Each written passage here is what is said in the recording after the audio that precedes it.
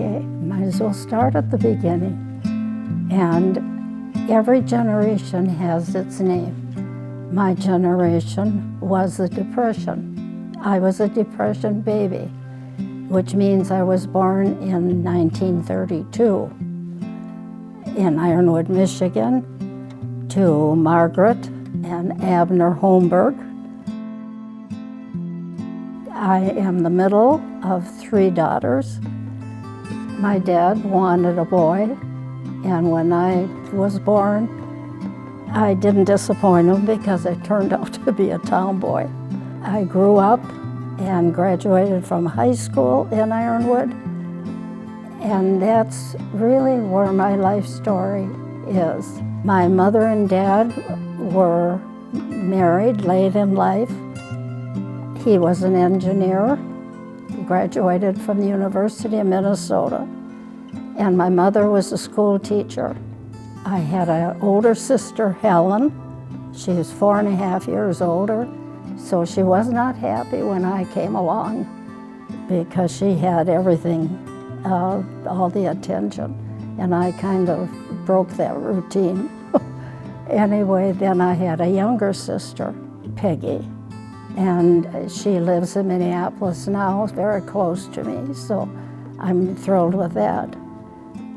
It was a family of, I guess I would have to say, of little relatives. My mother had a sister, my dad had a sister, my grandmother lived until I was 10 years old. Mother's family immigrated from Scotland to Canada, but my mother went to grandmother, I should say, went to Marquette, Michigan to find a job. And there she met her husband, who also had immigrated from Scotland. So mother grew up there. Michigan has been my life all through my childhood. We visited relatives in Canada that mother still had, and those were wonderful trips. They all were farmers, and we 3 girls fit in just fine. We loved chasing the geese, picking up the eggs, and a farm life that we wouldn't have known otherwise. We also had a cabin just 20 miles away from us and a lake in Wisconsin. That was our second home, and we spent a lot of time there. My dad and my grandfather built it in the early, well, it's over 100 years old, the property. Anyway, we were a close family. We were religious. Mother was had a very strong faith, which was good because she was widowed after 10 years of marriage. Helen was 8, I was 4. Peggy was 12 months when my dad died of pneumonia. He was a civil engineer and had worked on the new water tower for Ironwood, Michigan. We have a mountain, we call. It's a very large hill, Mount Zion, and Dad was on the, well, I guess you would call him the city engineer at that time. He was asked to make plans and draw plans for a water tower. He told the committee that it was best to use the top of the mountain and build it in cement right at the top, which is what he did, and it still stands today. It's the very top of Mount Zion. They have a ski hill, so when you go up on the toe, you get off right by that water tower. It's a beautiful spot. If you stand there in the summer, we used to picnic a lot at the top. It's flat with beautiful rocks. You can see Lake Superior, which is about 16 miles away. Ironwood is a beautiful area. It was mining and lumber company, and my dad worked for 3 different mines. He invented a dumping ore train, a car, I guess you'd call it. They would go down in the mines, fill up the cars, and the cars went on tracks out of the mine to the railroad tracks and then to the docks.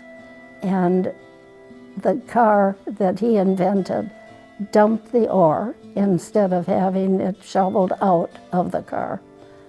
And of course the mine got the patent on it, not my dad. That was quite an accomplishment and quite an improvement in their mining techniques. I should really say Mother was the one that brought us up because she was widowed. After 10 years of marriage, Dad got pneumonia. And it was a result of building that water tower. He got a cold and he went to work instead to supervise what was going on. It was November and his cold turned into pneumonia. Mother had been a teacher and Dad had left working in the mines and was working on the water tower. His eyesight was changing, so he couldn't draw plans anymore very easily. Because of that, he decided he would also go into the insurance business, which he had just opened in a part of the bank building in Ironwood.